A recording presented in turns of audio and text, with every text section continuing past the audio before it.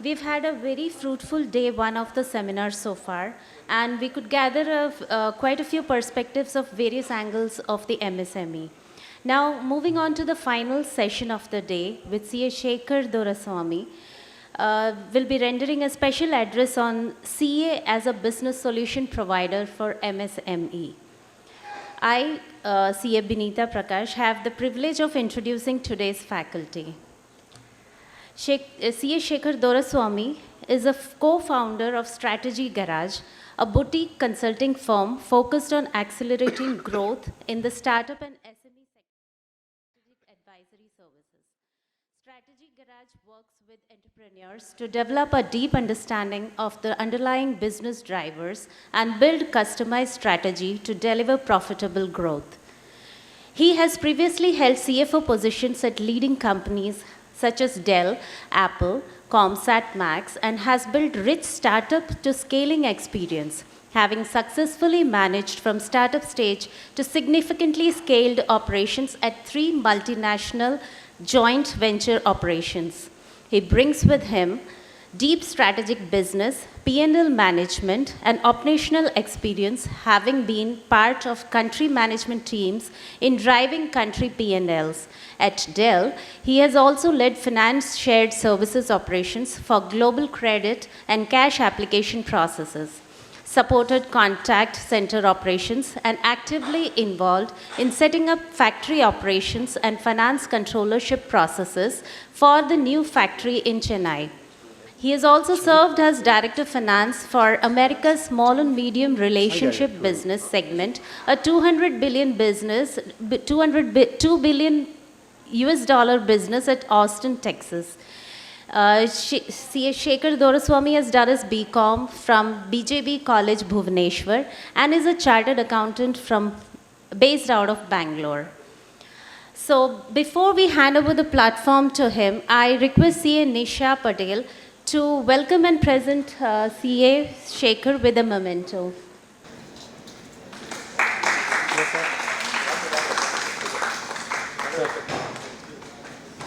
So good afternoon, everybody. It's such a wonderful feeling coming back to the dais with,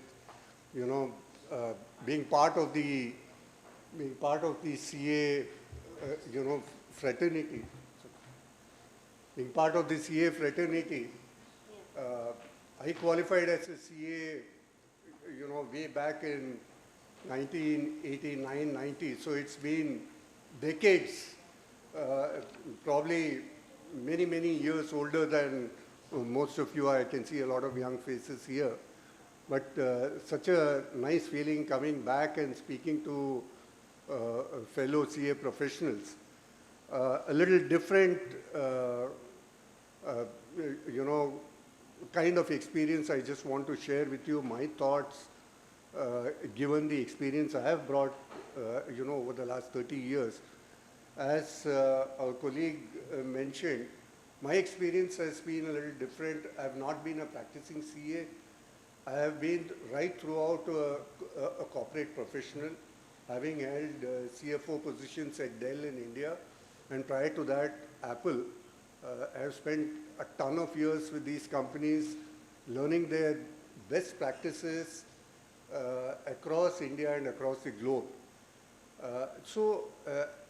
As a takeaway of that, what we have done is we, along with my partner, co-founder Revati Ashok and Hemal Shah, we set up Strategy Garage as a boutique consulting firm because we felt there is a huge opportunity to share the best practices that we have learned from some of these multinationals which have excellent best of breed practices and bring them to the small and medium industry. Now if you go to the large companies which are over 1,000 crores, there are enough consulting firms that are working with them, with the PwC, EY, Deloitte and all of them. But there are not many professionals that are actually working with the SME firms. So what we basically do is we target companies which are typically in the 25 to 1,000 crore range.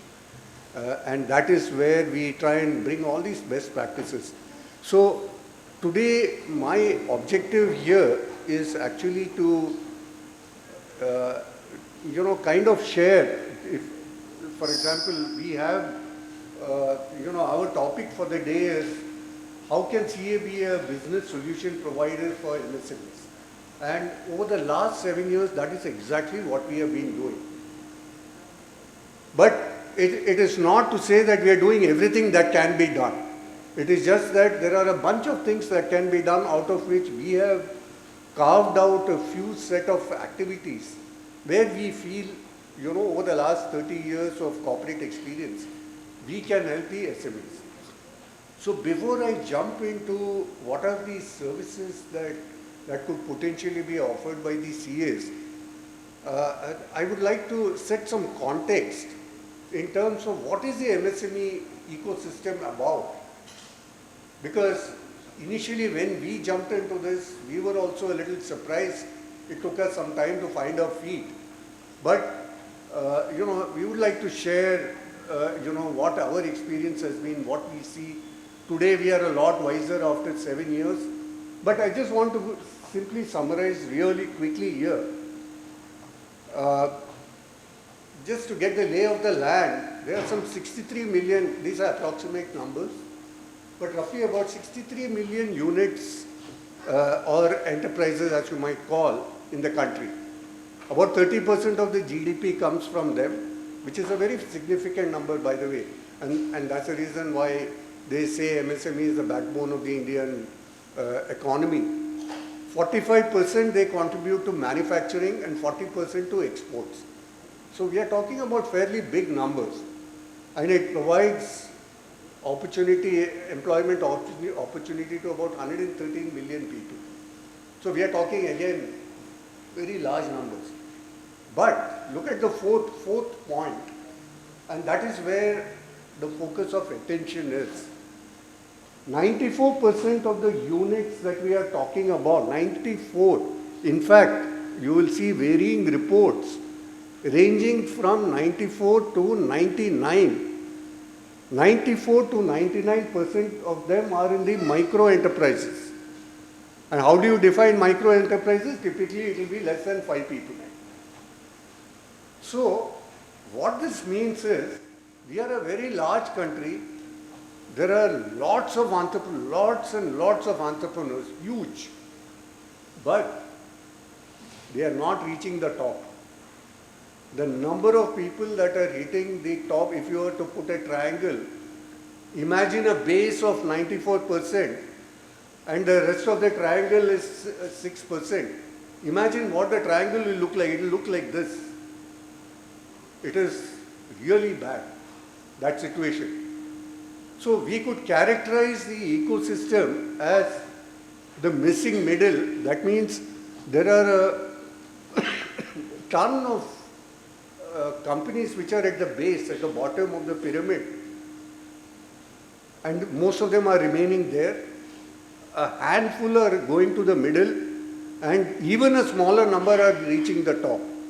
The ones like Reliance and Adani, if you look at it from a larger perspective, there are very few in numbers, in absolute terms, on percentage terms.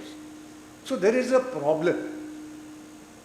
And the problem is there is a missing middle. That means, and by the way, this happens with most developing economies. But I think India is having a much larger problem, which the successive governments have not been able to solve. There is a missing middle. That means there are not enough mid-sized enterprises. The other thing is there is a broken escalator. That means people are not able to go up there.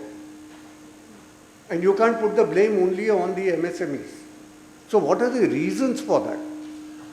So I would characterize these into two sections: the external challenges and the internal challenges. So there are issues on both sides. On the one hand, you have expensive finance. The rates are very expensive, and debt is the only instrument by which the MSME can grow, and that is very expensive, and not only that, not easily accessible also. So as a result of that, growth becomes a problem. And by the way, it is also a fact that the country has not been able to generate employment, enough employment. So by default, also a lot of people are deciding to set up some business just to get them some income, but they are not really running it like an enterprise. So it's an alternative for a job. So that is also one of the reasons. So expensive finance, inadequate infrastructure, and poor market linkages. They don't know how to reach a customer. What do you need to do? So some very, very fundamental issues. They don't have the right technologies, manpower, all of these. On the flip side, if you see on the internal side, our experience has been very consistent, and we work with clients in Bangalore, Chennai, Hyderabad, Pune, Ahmedabad, Mumbai. The story is the same. Most of them are owner driven. It's not necessarily bad that it's owner driven, we are not suggesting that. But the point is, if you want to scale your business, there is only that far you can go by just doing everything yourself. Because there are so many different things to be done. If you're trying to do everything yourself, you are not able to do the things which require the highest attention because you are into everything.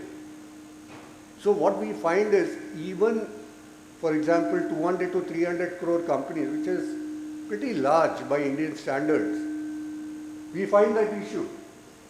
When we go to them, they say their stated problem is they are unable to scale. But when we ask them, okay, if you want to scale, you need to have a second line of management team. You are trying to do everything yourself. If you want to grow the market, you want to scan the market, understand growth opportunities, do you have the time to do it? No, you don't have the time to do it because you are doing everything. You are calling the vendor, you are calling the supplier, you are calling the customer. If everything you are doing, where is the time for it? So that is a problem, and that's one of the reasons businesses are not able to grow, because they are stuck. There is not enough hands on the deck to actually do the critical stuff that needs to get done. So that's one piece. The other thing that we have noticed is, except for a limited few, most of them don't have a plan. धंधा आ गया करो, किसी ने बता दिया referral, do the business. That kind of an approach is good in the early stages because it's not easy to get business when you start out. So it will always start with referrals, and referrals is not a bad thing, it's a good thing. But it's not scalable. You need to have a game plan, you need to have a sales team to actually go and acquire business. So as opposed to passive selling, you need to do active selling. That is one thing. The other thing is, if you are doing active selling, you need to have a long-term vision also. So I completely get it that early stage, small companies, there is a question of vision. You don't have oxygen to breathe. You are not going to talk about a 5-year plan. But the problem is, the issue we are seeing even with the 300, 400 crore company. I shouldn't be complaining honestly because that's my bread and butter. Because they don't do it, I go and sell our services. But from a larger context, that is an issue, and therefore, while on the one hand it's an issue, it is an opportunity for people who think that they have that capability to actually address some of those challenges, and there is an opportunity and some business to be done over there. I will spend a few minutes, please pardon me on this, a few slides, selective slides, not too many, which will be more like yarn. So, because I can keep saying things, but unless I explain what it is, sometimes some of you may be aware of it, but for those who have not been through that journey, I think this might be helpful for them to at least understand what those opportunities are and what it takes to do it. So from a business perspective, if we go to an SME, when we say a solution provider to SME, that means you are basically trying to solve a problem. You are not just going there just saying, okay, I'll do something. No, the MSME is going to say, what is in it for me? What is it you are going to solve? So this is just to lay the landscape in terms of what stages companies are in generally and where they land up because of what they are doing. So extreme left, if you see, is preemptive transformation. That means companies are in decent shape, not in super shape, but they are in decent shape. So, but there is no serious problem.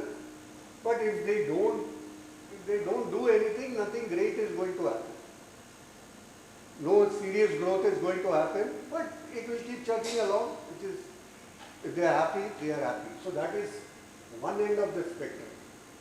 As you move forward, the next level of issue that you see is strategic crisis. That means you are doing well, you are okay today. Doesn't mean you are going to be okay tomorrow, because looming in the horizon is a new technology or a new way of doing things which is going to kill your business. So today you are okay. Let me give you a very simple example that you can relate to. Yesterday we were talking to a potential client who is an auto dealer, and they have several. They are a very large, they have a dealership with some of the large auto companies, and they are all over the place in Ahmedabad. So the question is, and the stated challenge is, in 5 years' time, all the vehicles are going to move from IC engine to EV, electric vehicle, and it is a real threat. It is happening. It has started with scooter. Very rapidly, in the next 5 to 10 years, it will definitely shift to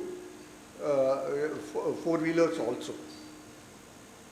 But everybody is in a state where, धंधा तो अभी हो रहा है, तो we'll just continue. But already, products are changing, because two-wheelers, एक तरफ में you are having, IC type of engine, another in the same showroom you have EV. अलग-अलग बेच रहे हैं, one is competing with the other. That means one sales guy is selling EV, तो बोल रहा है वो क्यों तुम वो वाला मत खरीदो, and it's in the same shop. Don't buy that, buy mine. That guy is saying no, buy mine, don't buy that. There is conflict and there is confusion. So at the same time, the management has to realize that gradually everything is moving to EV, and if you don't move with the times, you are dead. You don't have the business, somebody else will take it. So that is the second piece. You are in a strategic crisis. Today you are kind of okay. Tomorrow, question mark. The third one is, your business is generally okay, but you are not making any money. That means you are in an existential crisis. That means any time business डूबने वाला. You may have revenue, but you have no profitability. You don't have cash. What do you do? So that's another type of company. Then another type of company is where, another situation is where, revenue is there. You are all chartered accountants. You understand P&L, balance sheet, all of those basic stuff, right? You all know that just because you have a great P&L doesn't mean you have a great cash flow, correct? It's a huge issue, but sometimes people don't get it. So as a result, what happens? you have a liquidity crisis. You have a high level of revenue, you have a high level of profitability, but all your stuff is stuck in either inventory or receivables or something like that, so you don't have cash flow. That's not very helpful because you can't run the company. You can't pay your salaries, day-to-day stuff, payments and things like that. So we come across all these companies. The reason I'm talking about this is an opportunity for us. At least we see it as an opportunity for us. Because first thing we do is we find out company is in which stage. Depending on which stage the company is, we will tailor our offerings to them and say that this is how we are going to fix your problem. So we are acting as a solution provider, right? So this is at a very high level. It's a big picture kind of thing. But I will come into more specifics and details after this. But this is the approach. First understanding where the company, where the economy is, where the industry is, where the company is, and then what do we do about it? How do we solve the problem? So companies grow in many, they typically follow a certain cycle, most successful companies. So what you see over there, these are called S curves. So you see 4 S curves. All the successful companies have gone through these S curves. Basically what it means is, you start your business, whatever business you are doing, or whatever level of business you are in, you start at a certain level, but whatever you are doing will reach a saturation at some point, and you can't milk that cow anymore. So you'll start stagnating. So you will reach the end of the S curve. That is when the management, even before that, management has to wake up and start doing things to bring a new S curve which will take growth again. So all this is about growth management. So for example, the first S curve was niche saturation. You had one particular idea, you had a niche, small idea, it's working, you have a bunch of customers. Okay, you are getting some revenue, but you are an ambitious industrialist. You want to grow bigger. How do you grow big? Because with one product, a small set of people, there is only that far you can go. So you have already reached the S curve. So now what is your next S growth curve? Next growth curve is, new products you add, new business models. That lifts your company to the next level. So maybe from a 5 crore company, you become a 20 crore company. Then you add that also within your company, you have saturated. You say, okay, now I have enough products, I have great products, customers love my products, I am now going to other locations. So that is another growth opportunity. The fourth is, when companies become big, and virtually every company goes through this, it becomes bureaucratic. First within their own processes, they get tangled, stuck. Decision doesn't happen. One guy says, I want to do this. Other guy says, not a good idea. Things just stagnate. Things don't move. So this is the evolution of a company. This is how we can come in over there with our experience and knowledge and say, at each of these stages, how can we help to fix it? So that you get back on the growth curve. So do you want water? It is there. I think. Yeah. Sorry, I have a bit of a... Yeah.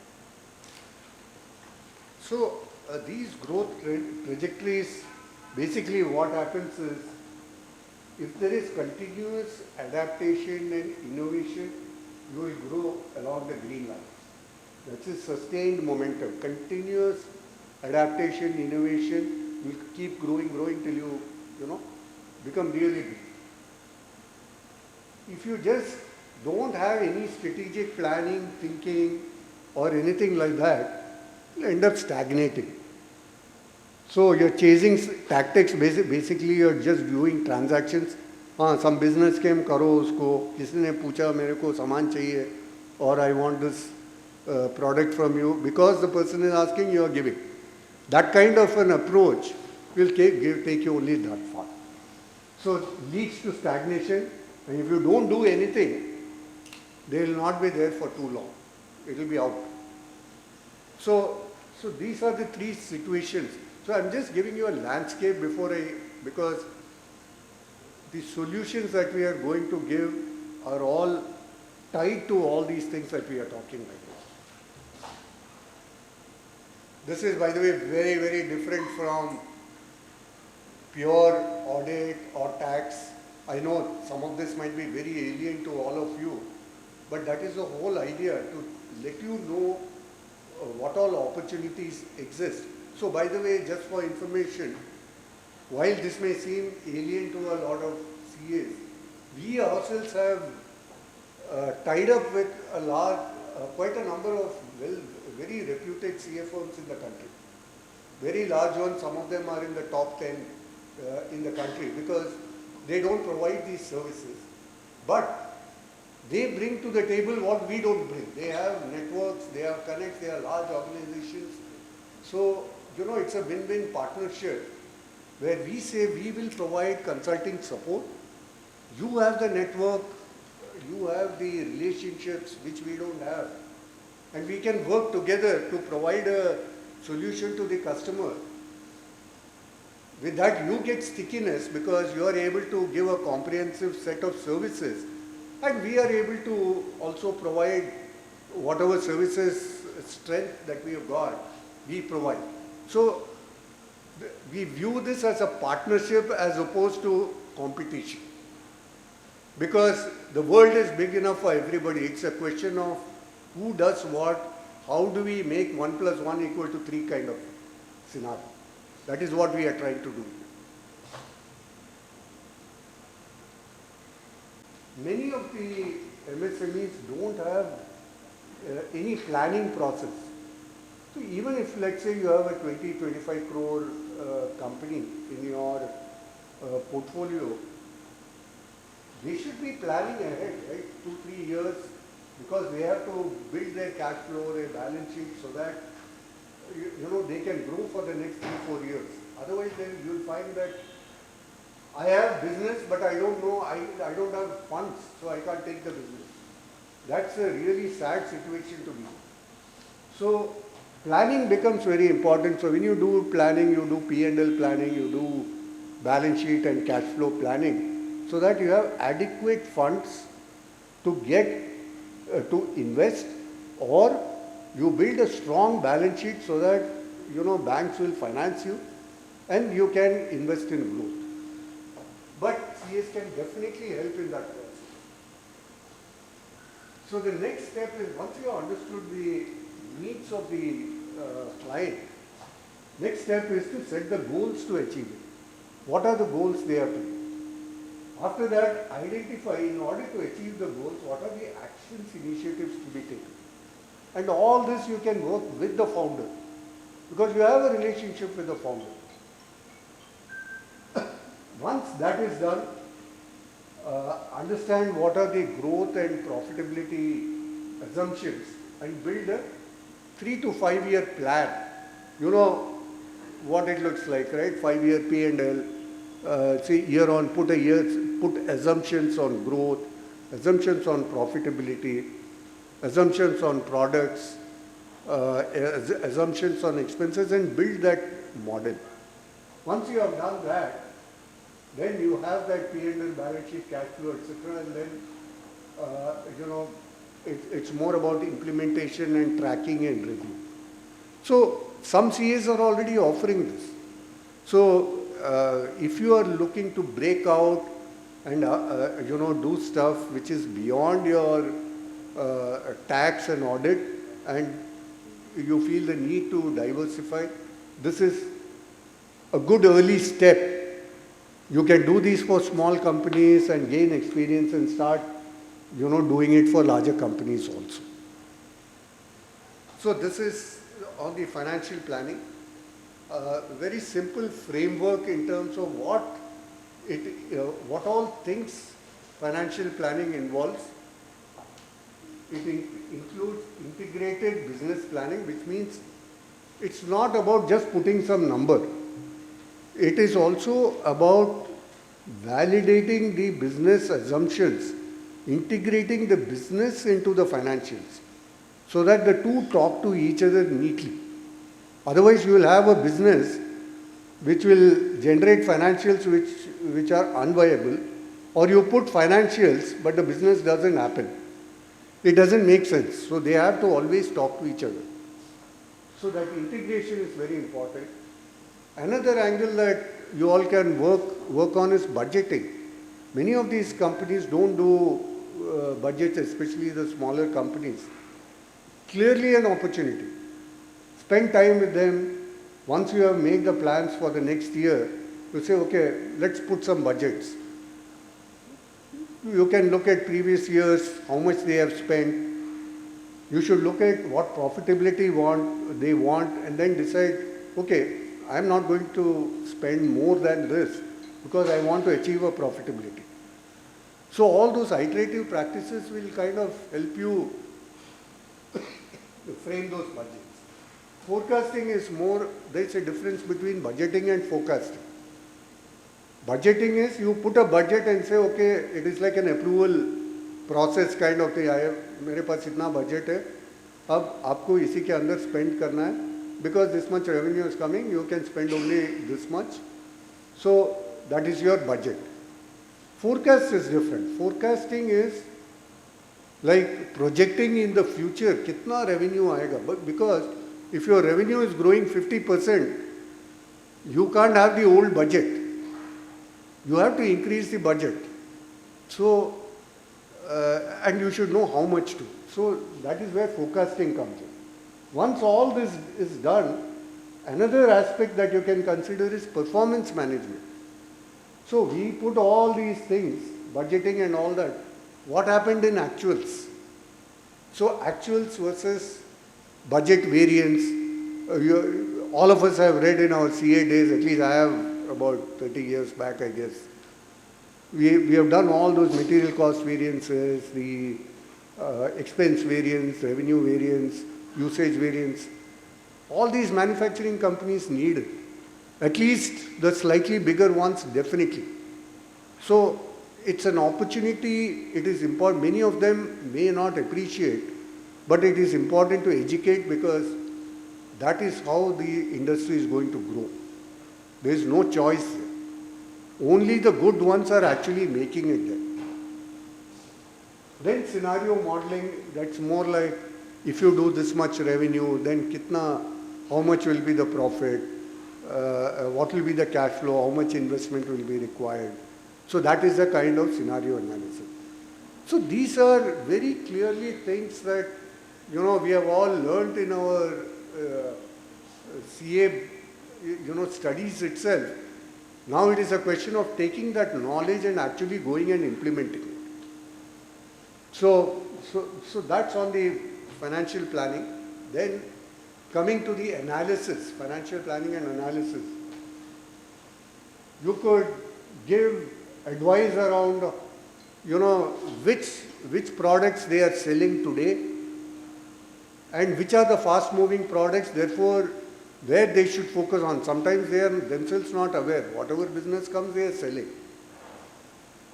But if you do some analysis, their sales efforts can go into specific areas which will actually generate more business. So that can be done. Sales productivity is another thing you can look at. How analysis on which, let's say you have retail outlets, which retail outlet is performing, which is not performing, which is generating more revenue, which is generating less revenue, less profit, etc. Very useful information for the MSME, because it will enable decision making and it will help them grow the business. And by the way, founders love it. The question is whether they will pay for it. That's a different question altogether. But all of them love it. Now, the trick is in finding the right customer and, positioning this thing. Not everybody will agree to all of this. But the growth-oriented people, so that's why we work with companies which have a very strong growth mindset, who are very aggressive and want to go get the business. They'll be willing to do all of this. So something to look at. Cash flow, we have already spoken about it. I'll talk about it in greater detail in subsequent slides. Another thing is cost, how to reduce cost, where to reduce cost. See, many of these MSMEs, they don't have enough manpower to do all these things. But for a small fee, you can go and offer these services, and if they find value, but you have to demonstrate value. You have to tell them how it is going to help them. If you are able to convince and demonstrate, definitely you will be able to get some business out of it. Because you are trying to solve a business problem whereby he can grow his business. Variance analysis, all of you know that, so I will not repeat it. Ratio analysis, so year-on-year growth,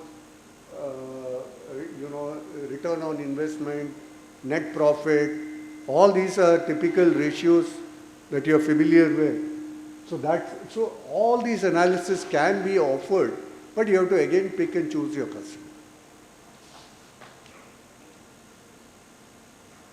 With that, I will move to from FP&A, financial planning and analysis, I will move to cash flow. There are 3 dimensions to cash flow. When we work with our client organizations, we look at it in these 3 dimensions. First dimension is, all of you are familiar with cash flow statements that you generate at the end of the year, right? For all your companies. So, it is important to interpret what numbers you are seeing in the cash flow. If you compare year on year, for example, cash flow from operations, year on year it is reducing, it's a red alert. You should tell the founder, hey, your cash flow from operations is coming down. It's a serious problem, because sometimes what happens, cash flow from operations is coming down, but cash flow from financing is going up. What does that mean? Your business is not generating income, but because you are getting bank borrowings, your cash flow has gone up. That's not a good thing. So the idea is to how to expand revenue from operations, cash flow from operations. So these kinds of analysis are very powerful. And by the way, these kind of questions are coming up not only with 10 crore companies, same questions are coming up with 500 crores, 800 crore, 1000 crore companies, same issues. And many companies, big companies have gone bankrupt. For example, Future Retail and all that, they were growing at blistering speed, right? But the difference is, they were just looking at top line. And then, few years later, they find they only have debt on their books. There is no cash. And boom, the company is gone. And we are talking about 10,000 crore companies. But the same issues apply even to some 5 crore, 10 crore companies. Philosophy is the same, no different. But that is where you can make a difference. And your promoter will be forever indebted to you for giving that advice, because you prevented him or her from getting into trouble. So, but it requires education, all that is some bit of hard work involved. The second one is cash conversion cycle. How quickly do you convert the money that you have spent in procuring material to actually finally collecting the money from your customer? That is called the cash conversion cycle, the time taken from The time you purchase to the time you collect. The shorter it is, that means you are rotating your money really fast and your ROI and ROC will be really high. So these are very important barometers of cash flow management. And I'll talk to you more about it in a subsequent slide, but cash conversion cycle basically is a summation of DSO, days of sales outstanding, plus DSI, days of sales sitting in inventory, minus DPI, which is the days payable for the inventory. So DSO plus DSI minus DPO is your cash conversion cycle. The shorter it is, the better. Now, just as an example, just to give a perspective, a company like Apple or a company like Dell has negative cash conversion cycle, which means the payment terms are such that the amount you have spent, amount that is sitting in receivables or inventory is less than the amount that is payable. That means your cash flow is very high. I mean, they have attained that position. I'm not saying everybody can get there. But the shorter that cycle, the better, because that means you are utilizing cash really quick. So that is another way of looking at it. Another way of, the third way is the growth versus share versus profitability. Now, I'll just skip this slide. We already spoke about cash conversion cycle. Yeah. This is a BCG, a well-known consulting company. They, put up this matrix. Any business that you do, a good businessman, if they have different products, different services, etc., they will split this business into 4 categories.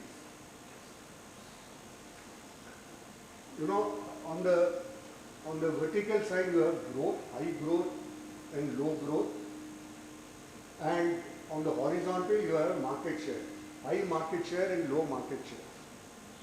Your products, if you can place it in these in terms of which are high growth, high market share, low growth, low market share, etc., then you can decide, depending on the cash flows that you are getting from each of these, which are the ones you should focus on, which are the ones you are going to stop doing, which are the ones you will just continue. So for example, the dogs, you can see the picture over there, right? The dogs is low share, low growth. Companies should liquidate, divest or reposition these dogs. So get rid of that business, because it's really bad business. No point just keep doing it, because it is literally eating away your earnings. The cash cows are low growth. That means growth is not very high, but your share is very high, because once you have achieved a high share, you won't get too much growth. But basically, your margins will be decent and it will be steady, and you should just continue because you have nothing to lose over there. The stars are high growth, high share. So you are able to get good market share, so top line, high growth. And these are the rock stars because they have high future potential. So you continue with that business. So, and the last one is a question mark, which is basically high growth and low share. So you have to figure out what you want to do with it. If you are getting high growth, but you are nowhere in the scheme of things, that means your pricing also will get affected and you will have poor cash flow. So all these have a bearing in cash flow, on cash flow, and that also becomes a basis for deciding which businesses you should continue, which businesses you should not continue, or where you should focus on and grow even more. So as CAs over here, if you can take the information that you have from the P&L balance sheet and place it in this and show it to them, why they should be there, they should not be there, and challenge them, that is another big value addition as part of the cash flow management.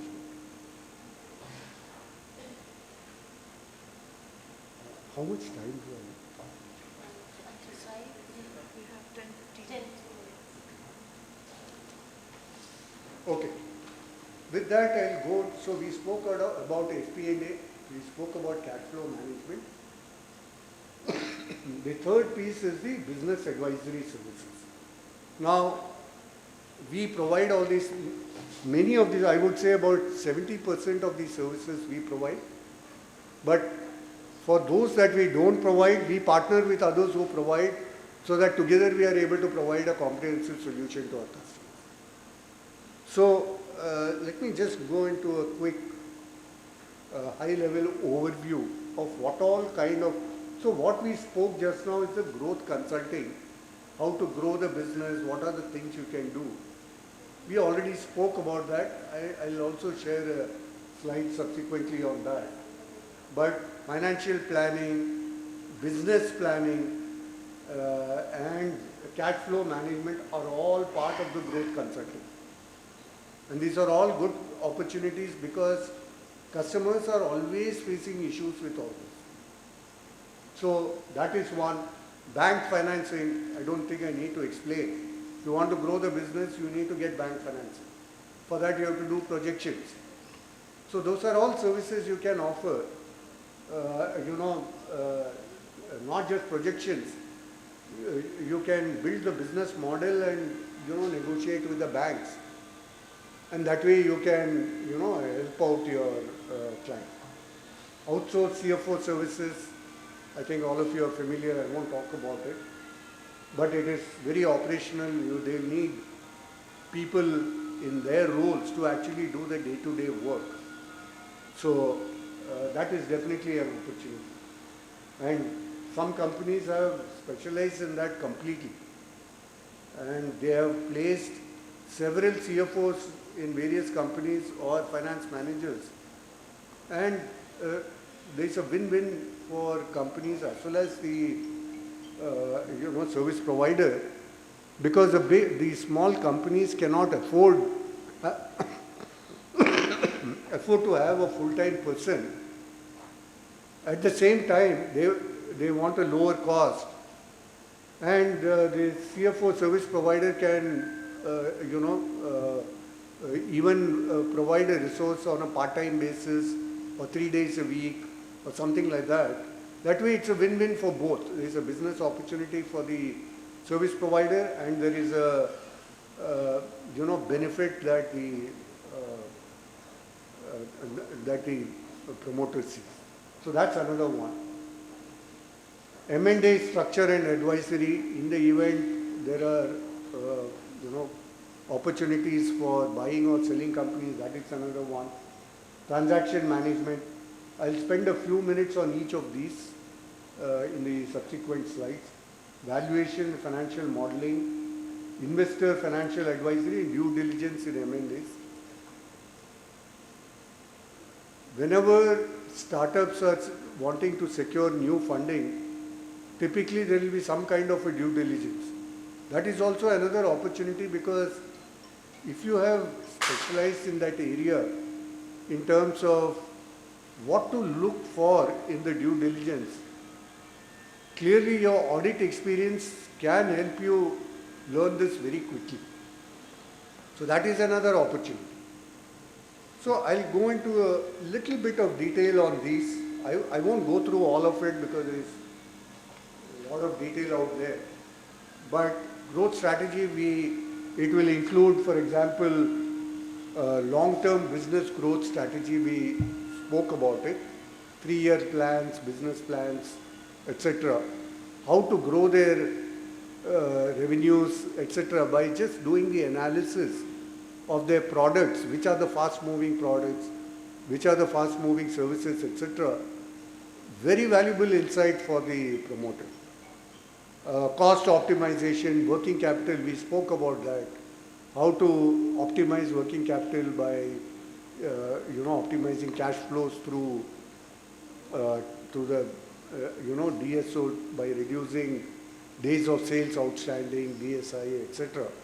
These are great opportunities. Bank financing assistance, we've already spoken about it, outsourced CFO services. M&A structure advisory, this is a little more complex one. This also we do for our clients. We have expertise in this as well. Group structure, so what does this involve? It involves, structuring methods for demergers, mergers, divestitures, etc. And these are very,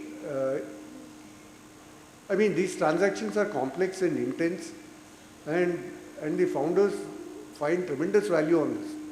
A lot of the people are showing, the ones that we talk to, show interest in this space. Either they want to buy a company, or they want to sell their company, or they want to do a IPO listing. It might be a large IPO listing, or it could be SME IPO.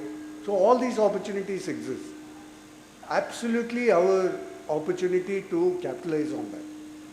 But if you don't have that knowledge or expertise, either you should partner with somebody who has that so that you can jointly offer that, or you should hire somebody within your team who has knowledge or expertise of that and offer that to the client.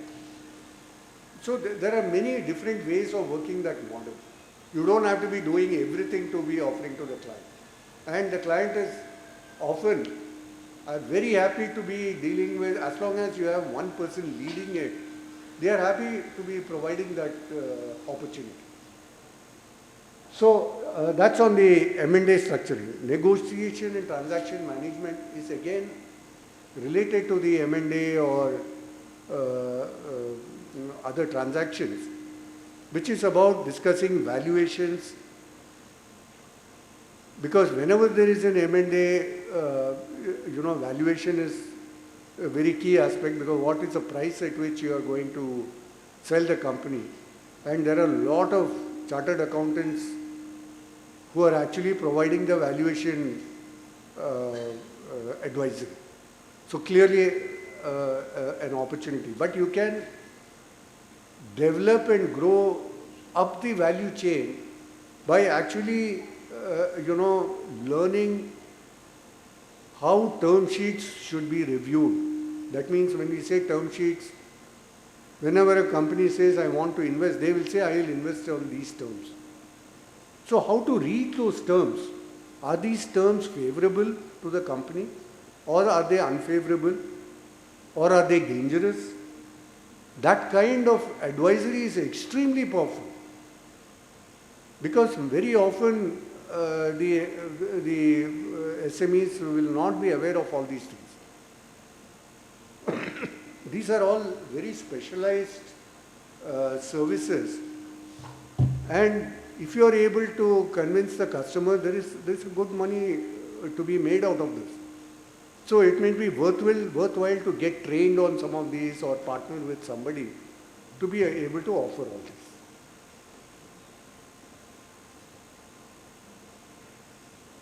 We already spoke about the valuation and financial modeling. So when you do M&A advisory, the advisory is based on all the things that we already discussed. When there is a transaction, it requires a 5-year projection, 5-year P&L, balance sheet, cash flow, ratio analysis. The full jing bang needs to be done. All that we discussed needs to be done. So all this financial modeling is another great revenue opportunity. And if you actually see, the starting point was the financial modeling, the cash flow. Now that whole value chain we are going up the value chain. Slowly we are going to more and more complex services, one thing leading to the next step, next step, next step. And by the time you get to the, M&A advisory, you are talking about big numbers. And normally fees are charged based on a percentage of the total value of the sale. So if the sale value is running into several crores, you can do the math. A couple of percentage here and there, 2% to, it can be ranging from anywhere to 1.5% to 3%. You are talking big numbers. But all this requires building that knowledge, building that expertise, having the right people in the team to actually do it. The other thing that one can be looking at is the investor network and financial advising.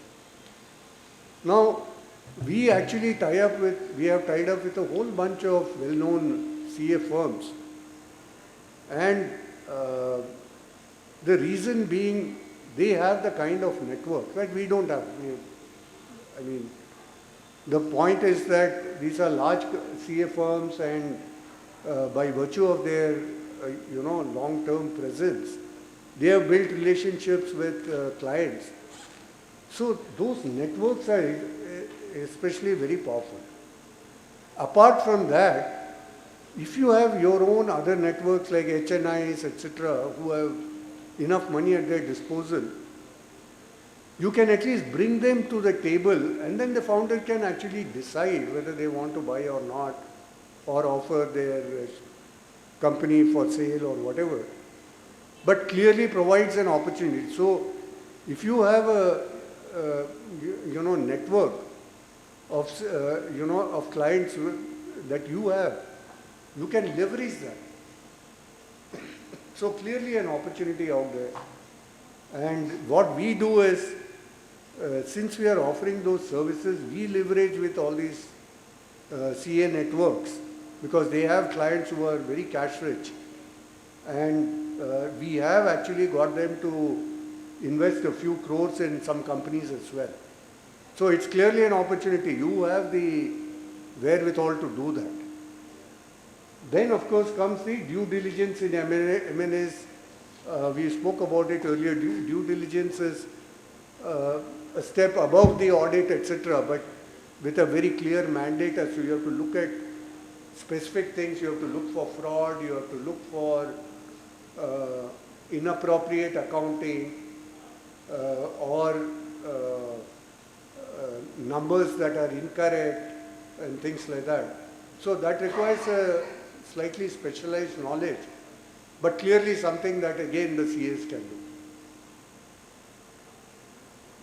We spoke about forensic and fraud investigation, so building building financial models which will with analytical capabilities in such a way that fraud is detected through analytics is a powerful way of, the government is doing it already for GST frauds, etc. And then we have sustainability advisory and ESG. That's a very new coming field. It's more on advisory for sustainable manufacturing, sustainable packaging, etc. But that is another opportunity. So that is pretty much about the various services that can be offered by CAs, and different CAs are actually offering it. It's now a question of where you want to be in that game. See, 7 years back I was not in that game at all. Our firm was not in that game. We had a corporate career doing it for 25 years. And we didn't even know how to get into this market, what to do, what is the market. But we decided, yes, we are going to do it. We started with some basic planning, stuff like that, and slowly we have lifted our profile to a point. Now we have moved to M&A advisory, etc. We have started building networks. But you also can definitely do it. If we can do it at our age, I'm sure you guys can do it. So I'll spend a couple of minutes just about what we do. We work with startups, we work with SMEs. In the startups, we work with founders, we help them build their business plans, business strategies, and we work with incubators, accelerators also. Sometimes we deliver training programs through them. We work with investors as well. We spoke about term sheets, negotiation, etc. So we do that as well. We handhold our clients. If they are getting some investor to invest, looking at their term sheets, terms and conditions, whether they are favorable, unfavorable, we do that kind of handholding. Then for the SMEs, we have been working with a large number of SMEs. We have worked with over 75 plus SMEs over the last several years, last few years, 75 to 100 SMEs. And over the years, we have slowly upped our offerings in terms of what all services we can offer. And wherever we feel that we cannot build that expertise and we feel there is a business potential, we are partnering with people who can do it and who have that expertise, so that, as I said earlier, 1 plus 1 equal to 3. It is impossible for anybody to do everything. It is always about partnerships and how you create the big picture at the end of the day. So for SMEs, we work with banks and financial institutions. We also work with foundations like Marico Foundation, which is the Ascent Foundation, which was started by Ash Mariwala, and we deliver programs for high potential SMEs over there. We run about 4-month to 5-month programs where we run them through this, pretty much all that we discussed, except the M&A, all the rest. And these are typically in the range of 50 to 300 crore companies. And very recently we did a boot camp for Vadwani Foundation for high potential SMEs, upwards of 25 crores. A 2-day boot camp running them through. It was a very small capsule that we offered, and they found it really powerful because they had to present to us what their business is, financials, how they are doing it. And we kind of give them guidance as to what is going right, what's not going right, what are the things they should do. So they find all that very valuable. So those are some of the things we do. Our growth consulting framework that we spoke about, we have 2 sides to it. We have the right side, you see the arrows. Right side is the external. So we do market opportunity landscaping, that means market sizing. How big is their industry, their market? Because they often come and tell us, hey, I want to grow my business, but I am not sure. Am I doing the right thing or am I not doing the right thing? So what we do is, we do that research for them. We research that industry. We research the players in the market, the competition. We do some benchmarking exercises. And we tell them, based on data, this is what it looks like. This is the market. It's a good place to be in. Future growth is good. Profitability is good. There are few players. You have the capacity. You have the capability. You should do it. So we lay it out for them. Or on the flip side, if it is a very crowded market and there is no differentiation, then we'll say, please stay out of it. It's not the game for you. So we do that kind of advising. Then based on that, once they decide, we do the strategy development, which products to focus on, which locations they should target, what kind of customers they should target, what kind of pricing they should do. So we do that full analysis for them and we do that. Once all that is done, some of them come back and say, hey, we have created this strategy and everything. Understand all that, we love this, but we don't know how to go implement it. We're not very sure, it's very, feels heavy, not able to understand how to get my entire organization to run with this. So that is when we come in and say, okay, we'll assist you with the planning and implementation. So what we call it is the operationalizing of the strategy. Strategy is a big picture. I want to grow this much over the next several years. But how do you turn that into day-to-day things so that when you achieve those goals, you achieve that big picture? So we help them through that process, putting the governance models in place to actually make it happen. Then reporting and monitoring and execution, etc. So those are about dashboards and all that.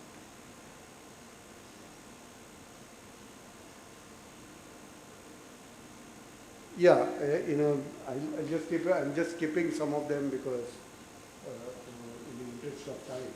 So our offering includes, as part of our consulting framework, how to grow revenue and maximize profit. So sales productivity, quota, performance, pricing, product profitability, then cost optimization, how to cut costs, where to eliminate, where to optimize, where to rationalize, where to switch costs, instead of spending here, spend there, that kind of thing, because that will translate into some profitability or revenue potential.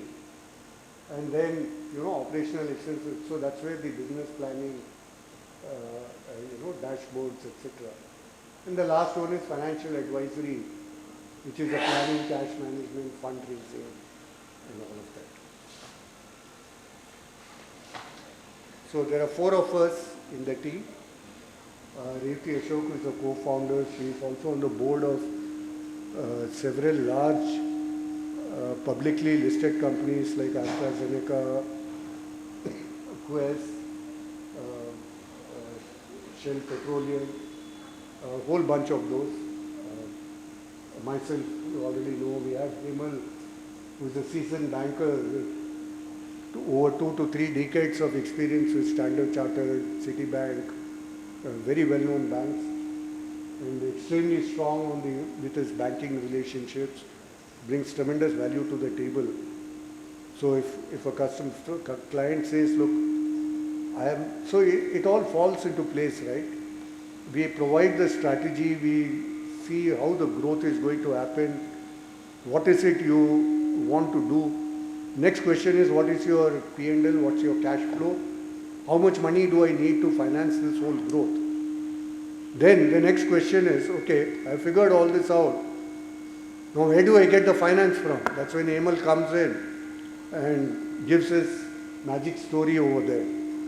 So that's on the thing. And we have Dev Ashok, he was earlier office managing partner of PwC Bangalore. Now he is in the consulting mode. So together, we love working with SMEs. So that's all. So that's pretty much it from my side. Thank you. That's wonderful. I think we will open this floor for question and answer. If any one of you are having any question, they may ask. Good evening, sir, and it was a wonderful session. Just wanted to have your thought process into when student startups are there, when they come to us for compliance and all. So we know that they are the bootstrap startup. So which is the best strategy for them? They might not be actually afford to have our fees and all. So what is your input to be there with them on what terms? So there are different models in this, and we have also explored some of this, because even if we are not, some of them are not even students, and this applies to even other startups, they will always come and say, we don't have money. So there are 2 ways of looking at it. If you think there is a lot of potential in the entrepreneur, you can go at a very subsidized approach kind of thing, and that is what some of my colleagues CA firms do. They have a special package for startups, and it's very